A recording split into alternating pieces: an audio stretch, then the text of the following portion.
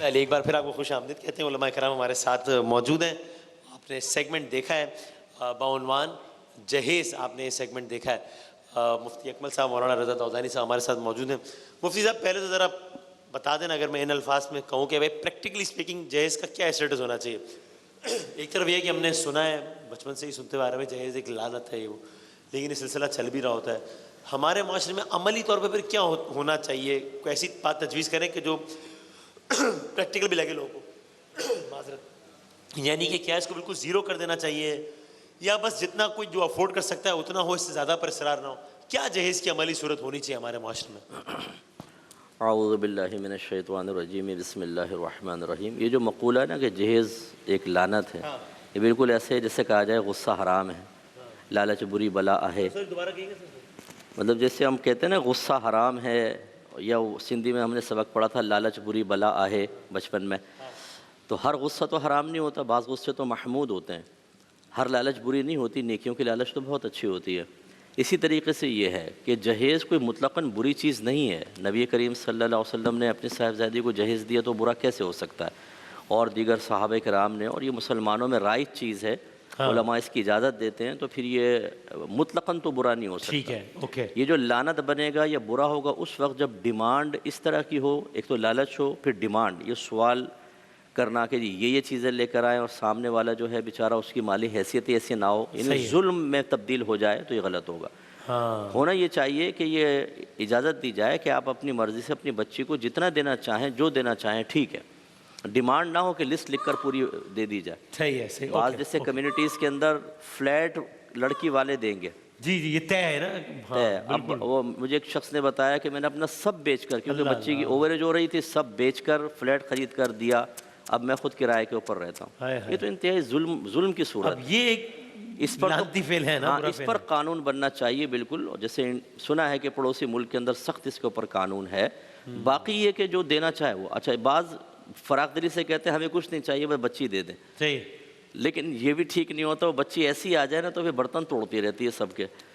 جہیز کے برتن نہیں توڑے گی، وہ پلیٹیں سنبھال کے رکھے گی، وہ خیال کرے گی. تھوڑا بہت لانے دیں، کوئی مسئلہ نہیں ہے. پھر ایک بات یہ بھی ہوتی ہے کہ کہیں بھائی تھوڑا بہت آپ دے دیجیے گا، یہ ڈیمانڈ بری نہیں ہے، کیونکہ کچھ دنیاوی تقاضے بھی ہوتے ہیں. صحیح. آپ کو پتہ ہے کہ عورتیں کیا کیا دیا، دلہن کا کمرہ دکھائیں.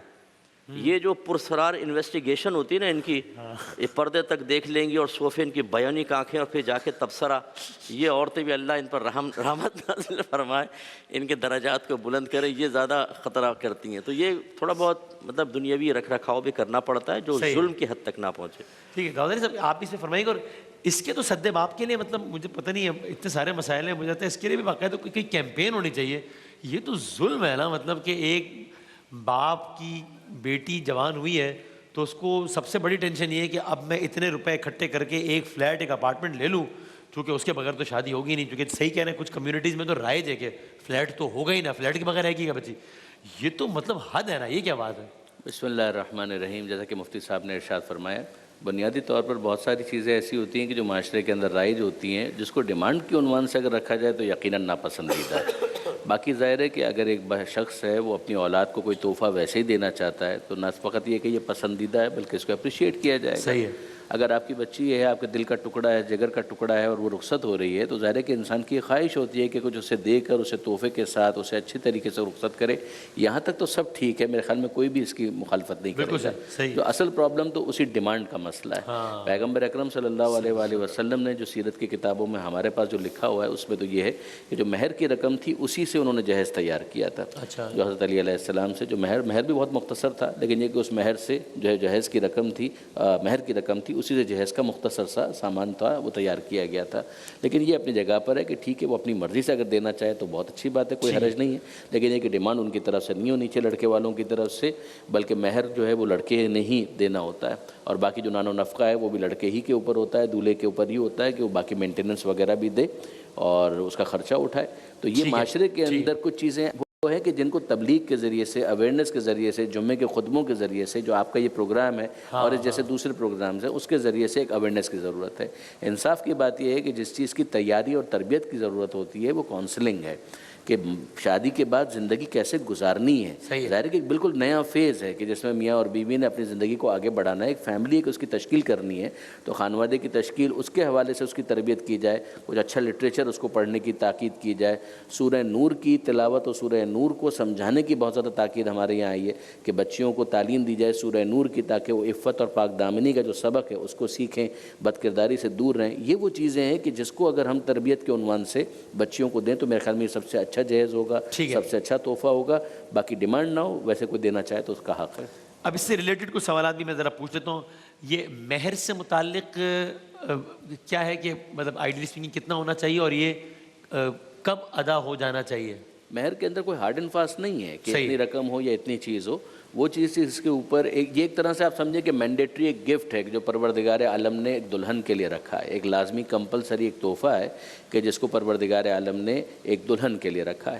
اب یہ دیتا کون ہے؟ ظاہر کہ شوہر دیتا ہے. صحیح ہے. کتنا دینا ہے؟ جتنے کے اوپر دلہن راضی ہو جائے. دلہن حد سے زیادہ مطالبہ کرے گی تو سیدھی سی بات ہے کہ دولہا راضی نہیں ہوگا, تو اگر جانبین میں سے کوئی ایک بھی راضی نہیں ہوگا تو یہ نکاح ہی نہیں ہو پائے گا. لہٰذا یہ چیز بھی معقول حدود کے اندر ہونی چاہیے. اور ظاہر ہے کہ اس کو پسند نہیں کیا گیا کہ مہر کا بہت زیادہ مطالبہ کیا جائے, لیکن یہ کہ ایک معقول حد کے اندر ہو تاکہ اس بچی کے لیے بھی مستقبل کا ایک تحفظ ہو سکے. خدا نہ کرے کچھ ہو تو اس کے لیے ایک فوراً دینا بھی جائز ہے بالکل, اور اگر اس کو ڈیفر کیا جائے کہ بعد میں کسی موقع پر جب بچی اس بات کی ڈیمانڈ کرے گی تب دے دیا جائے گا تو بھی ٹھیک ہے. یہ باہمی رضامندی سے ہو سکتا ہے, معین کرنا اسے ضروری ہے. لیکن ایک طرف یہ ہے تو دوسری طرف وہ کہتے ہیں شرف شرعی مہر کہہ کے وہ 32 روپے اٹھانے پتہ نہیں کیا. نہیں وہ کوئی لازمی نہیں ہے, قطعاً لازمی نہیں ہے. نہیں قطعاً لازمی. سیدھی واقعی 32 روپے اٹھانے کا بڑا سنا ہم نے. تو مہر کے عنوان سے کوئی فرق ہے تو بتائیے, ورنہ پھر اگلا سوال. جی ہمارے ہاں مہر جو ہے کم سے کم مقدار اس کی مقرر ہے. نبی کریم جی سرکار نے ارشاد فرمایا کہ لا مہر لاقل من 10 دراہم, 10 دراہم سے کم کوئی مہر نہیں ہے. جو آج کل کے حساب سے اگر دیکھیں تو 3-4 ہزار روپے بن جاتا ہے تقریباً. تو کم از کم یہ تو ہونا چاہیے. اگر اس سے کم مقرر کیا تو اس کو یہاں تک پہنچانا ہوگا, اور اگر بالکل مہر مقرر نہیں کیا تو پھر مہر مثل ہوتا ہے. یعنی جو والد صاحب کے خاندان کی اکثر عورتوں کا مہر مقرر ہوا وہ ایز اٹ از ہو جائے گا. اور ویسے اگر مقرر کرنا چاہیں, وہی حضرت نے جیسے مسئلہ بتایا کہ زیادہ کی کوئی مقدار نہیں ہے, باہم میوچل انڈرسٹینڈنگ سے جو مقرر کرنا چاہیں, لیکن وہ اتنا نہ ہو. وہ بعد وقت لڑکی خوبصورت ہوتی ہے یا جو لو میریجز ہوتی ہیں اس میں ایموشنلی بلیک میلنگ کرتی ہے کہ یہ حور اسی وقت تمہارے قابو میں آئے گی جب اتنا تم پیسہ دو گے, اور اسے سمجھتے ہیں بچی کے پروٹیکشن کے لیے ہے. پروٹیکشن اس سے کہاں ہوگی؟ پروٹیکشن ہوتی ہے تعلیم سے, تربیت سے, پیار سے, محبت سے, اچھا ماحول بنانے سے ہوتی ہے. ورنہ ایک شادی ہو رہی تھی اس میں بہت بھاری ڈیمانڈ کی مہر کی, جو مجھے بتایا کسی نے, جھوٹ گردن راوی, تو اس نے کہا کہ وہ 20 لاکھ روپے مہر اس نے کہا لڑکی نے ڈیمانڈ کی عین اس وقت نکاح کے وقت. انہوں نے 20 لاکھ دیا اور وہیں طلاق دے کر چلے گئے. اگر فرض کر لیں یہ صحیح ہو تو بعد ایسے ضدی بھی ہوتے ہیں اور دماغ ہل جاتا ہے کہ یار تم اتنی ڈیمانڈیں کر رہے ہو. میں نے خود کئی نکاح پڑھائے اور اس میں ایسی ہوتا ہے مہر پہلے تھا 50,000, لکھوانے لگے جی 3 لاکھ لکھیں.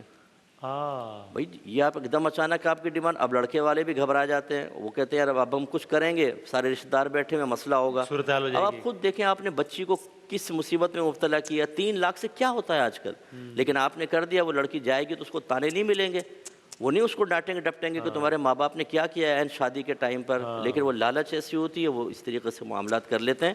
تو زیادہ کی کوئی مقدار مقرر نہیں, باہم رضامندی سے کر سکتے ہیں. اور مہر کی ادائیگی کب تک ہو جانی چاہیے؟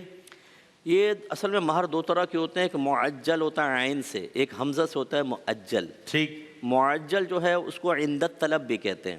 اس کے ہمارے یہاں اس کا اصول بس یہ ہے کہ لڑکی جب چاہے اس کی ڈیمانڈ کر سکتی ہے, جب چاہے. اور شوہر اگر نہ دے تو اس کو قریب آنے سے روک سکتی ہے اور سفر پہ جانے سے منع کر سکتی ہے, میں نہیں جا رہی. اچھا ٹھیک. اس میں چاہے جسمانی تعلق بھی قائم ہو جائے تب بھی لڑکی کو یہ حق ہمیشہ باقی رہے گا جب تک مہر معجل ادا نہ ہو. اور جو حمزہ والا ہے وہ یا تو اس کی مدت مقرر ہوتی ہے, یہ تعجیل سے ہے یعنی مدت مقرر کرنا, 20 سال 30 سال. اور ہمارے عرف میں ایسا ہے کہ موت کے وقت یا طلاق پہ پھر دیا جاتا ہے, یعنی شوہر نے طلاق دے دی تب دیں گے, یا شوہر فوت ہو گیا تو پہلے مہر لے کے اس کو وراثت کے مال میں عورت کو دیا جائے گا, پھر وراثت تقسیم ہوگی. اور عورت مر گئی تو پہلے شوہر سے مہر اس کے مال میں شامل کروایا جائے گا، پھر عورت کی وراثت تقسیم کی جائے گی۔ اچھا، تو اب یہ دونوں میوچلی خود ڈیسائیڈ کریں گے کہ ہمارا مہر کون سا والا ہے، یہ والا ہے کہ یہ والا ہے؟ جی ہاں، کچھ لوگ آدھا یہ رکھتے ہیں آدھا یہ رکھتے صحیح، ہیں، ایسے مختلف ہوتے ہیں۔ یہی ہے۔ بالکل ایسا ہی، لیکن اس طرح کا کوئی حق ہمارے پاس نہیں ہے کہ اگر مہر ادا نہیں کیا تو سفر پہ جانے سے روک دے گی، ایسا نہیں کر سکتی۔ لیکن یہ کہ بہرحال جب وہ مانگے گی دینے کے پابند ہے، پہلے ہی دے دیں تو بہت اچھا ہے، ورنہ جب وہ مانگے گی عند الطلب وہ دینے کے پابند ہے۔ بالکل ٹھیک ہے، ایک ایک وہ سوال ایک بس میں بات عرض کروں، یہ چیز غلط ہے کہ وہ کہتے ہیں یا تو دو یا فرسٹ نائٹ معاف کرواؤ، یہ بدعت عظیمہ ہے۔ وہ شور اسی مشن پہ لگ جاتا ہے، وہ پہلے ہی کہ جی وہ مہر مجھے معاف کر دو ورنہ ہمارا تعلق حرام ہو جائے گا۔ کوئی حرام نہیں ہوتا اس میں تعلق، یہ ذہن اچھا میں یہ بھی چل رہا ہے ہمارے ہاں، یہ بہت معروف چیزیں ہیں یہ۔ صحیح، ٹھیک۔ ایک وہ سحر میں ایک سوال آیا تھا، پھر آگے بات دیکھی، خواتین یا جو زوجیت میں آنے والی ہے وہ حق طلاق نکاح نامے میں اس کی اجازت لے سکتی ہے یا حق خلا جو بھی کہہ لیں، جو اس کی یہ ہوتا جو ہے ہمارے یہاں جو باقاعدہ ایک جو طریقہ کار ہے وہ یہ ہے کہ بھائی طلاق کا حق تو لڑکے ہی کے پاس ہے، کہ لڑکے ہی نے طلاق دینی ہے، اگر خدا نہ کرے دینی ہے تو لڑکے ہی نے دینی ہے۔ لیکن یہ کہ بہرحال ایک وکالت کا معاملہ ہوتا ہے کہ لڑکا جو ہے وہ اپنا حق کے طلاق جو ہے وکالتاً، جیسے خدا نہ کرے کبھی طلاق کا معاملہ ہے تو کسی کو وکیل بنایا جاتا ہے، وہ خود نہیں دے سکتا تو کسی کو وکیل بناتا ہے اور کہتا ہے کہ جناب آپ میری طرف سے طلاق کے سیغے پڑھ دیجئے، تو اس کی شرائط وغیرہ کا لحاظ کرتے ہوئے خیال رکھتے ہوئے پھر وہ طلاق کے سیغے پڑھ دیتے ہیں۔ تو اب یہاں پر یہ ہو سکتا ہے کہ وقت نکاح یہی حق طلاق وکالتاً خاتون کو دے دیا جائے، برائڈ کو دے دیا جائے، دلہن کو دے دیا جائے، وہ ایبسولوٹ بھی ہو سکتا ہے، کچھ شرائط کے ماتحت بھی ہو سکتا ہے۔ اگر یہ والا حق طلاق وکالتاً اس کو دے دیا گیا، تفویض کر دیا گیا، انٹرسٹ کر دیا گیا، تو اب یہ irrevocable ہوتا ہے، اس لیے کہ یہ شرط کے طور پر نکاح کے اندر یہ شامل کر دیا جاتا ہے۔ رائٹ، تو اس کا نتیجہ یہ ہوتا ہے کہ یہ ریورسیبل نہیں ہوتا ہے، irrevocable ہوتا ہے۔ تو پھر اب اس کے بعد اگر لڑکی اگر کسی موقع پر یہ محسوس کرتی ہے کہ مصلحت اس میں ہے کہ میں اب اس شادی کو کنٹینیو نہیں کرنا چاہتی، تو لڑکے کی طرف سے وہ خود اپنے آپ کو طلاق دے سکتی ہے، دلوا سکتی ہے، سیغے پڑھوا سکتی ہے۔ ایز اے رزلٹ یہ ہے کہ وہ شادی سے رشتہ ختم ہو جائے گا۔ تو یعنی کہ اس سے پہلے کہ میں احناف کے حوالے سے مسئلہ پوچھوں، یہ جو ایک بات آئی تھی سحر میں، پتہ نہیں غالباً آپ تھے، مولانا کمیل میدوی صاحب تھے، اور تمام اس پہ اتفاق تھا تمام علماء کا کہ لڑکا تو طلاق دے سکتا ہے، لڑکی خلا لے سکتی ہے، لیکن اگر لڑکی خلا لینا چاہتی ہے اور لڑکا نہیں دے رہا خلا، بے شک عدالت نے کہہ دیا ہے پھر بھی لڑکا خلا نہیں دے رہا، تو پھر جو ہے وہ احناف کے مطابق آپ علاقے کے کسی بڑے عالم سے یا جو بھی، اور تشیع کے مطابق جو بھی مجتہد کے وکیل ہیں وہ اجازت نامہ جاری کریں گے تو طلاق ہوگی، ورنہ نہیں ہوگی۔ ان دس کیس اگر پہلے سے لڑکی نے لکھوا لیا ہے تو پھر یہ شرط ہٹ جائے گی مجتہد کے وکیل کے پاس جانے کی۔ ٹھیک سمجھ رہے ہو؟ یہ خلا کی بحث تھی نہیں، یہ تو بات ہی طلاق طلاق۔ جی جی، اب میں سے سوال خلا جو ہے خلا بھی لڑکا ہی دیتا ہے، لیکن یہ ہے کہ اس کی وہ بھی طلاق ہی کی ایک قسم ہے، مگر اس کے اندر ہوتا یہ ہے کہ لڑکی نفرت کرتی ہے ٹو اے سرٹن ایکسٹینٹ کہ جس کی ڈیٹیلز ہے، لیکن یہ ہے کہ اگر اس کی نفرت ہے اور اس نفرت کے اندر لڑکے کا کوئی قصور نہیں ہے مگر اس کی نفرت کی وجہ سے وہ طلاق چاہتی ہے، لڑکا کہتا ہے میں کیوں دوں گا، یہ وہ چیز ہے کہ جس کے اندر وہ اپنا مہر معاف کر دے یا کوئی اور طریقہ کار، جس کے بعد پھر لڑکا جو ہے وہ خلا کے لیے آمادہ ہوتا ہے، راضی ہوتا ہے۔ اگر لڑکا نہ طلاق دے، نہ وہ نفقہ دے، نہ مینٹین کرے اور لڑکی کو معلق کیا ہوا ہے، تو یہ وہ کیس ہے کہ جو زیادتی اور ظلم والا کیس بنتا ہے۔ اس کیس کے اندر پھر معاملہ جاتا ہے طلاق ولائی تک، یعنی طلاق ولائی کا مطلب یہ ہوتا ہے کہ جو ولایت جس کے پاس ہے، تو وہ ہمارے کیس کے اندر یا فقہ جعفری کے اندر یہ ہوتا ہے کہ جو اس غیبت کے زمانے میں امام کا نائب ہے یعنی فقیہ اور مجتہد جامع الشرائط، اس کے پاس یہ حق ہوتا ہے کہ وہ اس کیس کو اسٹڈی کر کے ایسیس کر کے جلدی کیے بغیر اس کے بعد پھر اس بات کا فیصلہ کرے کہ واقعاً اگر ایسا ہے تو پھر لڑکا اگر طلاق نہیں دیتا تو اس کی طرف سے طلاق دے کر اس معاملے کو ختم کر دیا۔ لیکن اگر اس لڑکی نے یہ جو لکھوایا ہوا ہے، جو پچھلے مسئلے بات کر رہے تھے، وہ تو بہت سیف ہو گیا، تو پھر تو یہ نوبت ہی نہیں آئی ہے نا۔ مگر اس کے اندر ایک مسئلہ صرف ایک آتا ہے برادر عزیز کہ بعض اوقات خواتین جو ہیں ایک جلد بازی کا ایسا مظاہرہ کرتی ہیں کہ ذرا سی اگر ناچاکی ہوئی، ناراضی ہوئی اور فوراً انہوں نے اس حق کو استعمال کر لیا۔ مجھے یقین جانیے پرسنلی اس سے بڑا ڈر لگتا ہے، مگر یہ کہ بہرحال بعض ایسے کیسز سامنے سے بھی دیکھے ہوئے ہیں کہ جہاں پر معلق کیا ہوا ہے اور اس کے بعد وہ طلاق دینے کے لیے تیار نہیں ہوتا اور طلاق ولائی کا اتنا لمبا پروسیس ہو جاتا ہے کہ اس کے اندر وہ زحمت میں آتا ہے۔ تو بہرحال ایک حکمت کے ساتھ اس کو سالو ہونا چاہیے۔ ہمارے اس کو تفویض طلاق کہتے ہیں، طلاق سپرد کرنا۔ اس میں پہلی چیز تو یہ احتیاط کرنی چاہیے کہ ایجاب جب قبول کروائیں نا اس کے بعد وہ یہ حق دے۔ اگر پہلے سے نکاح نامہ فل کر لیا اور اس میں وہ لکھ دیا حق کے تفویض دیا تو ابھی تو وہ شوہر بنا نہیں، کہاں سے دے گا؟ اچھا، اس کے بعد فرض کر لیں قبول کے بعد اس نے دیا ہے تو ہمارے ہاں دو چیزیں ہوتی ہیں کہ اس میں دوام والے الفاظ ہیں یا نہیں۔ اگر تو کہا میں نے اس کو حق طلاق کا حق دیا، یہ اسی مجلس تک محدود رہے گا، اگر مجلس ختم حق ختم ہو جائے گا۔ عورت طلاق دے لے ٹھیک، نہیں تو ختم۔ اور اگر کہا کہ یہ جب چاہے اپنے آپ کو طلاق دے لے تو پوری زندگی کے لیے حق کی ہوگا. رائٹ رہے گا. ہاں پھر وہ 1 دے یا 2 کا حق دے یا 3 کا حق دے، وہ تعداد بھی مقرر کی جا سکتی بالکل صحیح ہے. ہے. اور اس حضرت نے کہا کہ بچیوں کو اس میں احتیاطی کرنی چاہیے، بظاہر پروٹیکشن لگتی ہے، لیکن عورتوں کو کیوں اللہ تعالیٰ نے یہ حق اولاً نہیں دیا، حکمت باری تعالیٰ اللہ ہی بہتر جانتا ہے. اللہ نے نفسیات بنائی اور طبیعتیں بنائی ہیں، اس لیے احتیاط کرنی چاہیے. خلا کے مسئلے میں ہمارا یہ ہے کہ جب تک ظلم کی صورت نہ بنے، ون سائیڈڈ خلا نہیں ہو سکتا. ہمارے ہاں کورٹ کا خلا نافذ ہو جائے گا، جج کا بھی ہو جائے گا، عام جج کا، اس کے لیے کوئی خاص پرٹیکولر مفتی صاحب کے پاس جانا ضروری نہیں ہے، لیکن کیس ویلڈ ہونا چاہیے. یہ بعض اوقات وکیل جو ہوتے ہیں یہ ترغیب دیتے ہیں لڑکیوں کو کہ تم الزام لگاؤ گی تو نجات ملے گی، تم کہو کہ اس کا غیر عورتوں سے رشتہ ہے، جوا کھیلتا ہے، شراب پیتا ہے، وہ لکھ دیتے ہیں، تو اس پر جو خلا ملتا ہے یہ ہرگز نافذ نہیں ہوگا. ٹھیک ہے. شوہر کو یہ حق حاصل ہے، وہ اجازت دے گا، سائن کرے گا تو ہوگا، ورنہ نہیں ہوگا.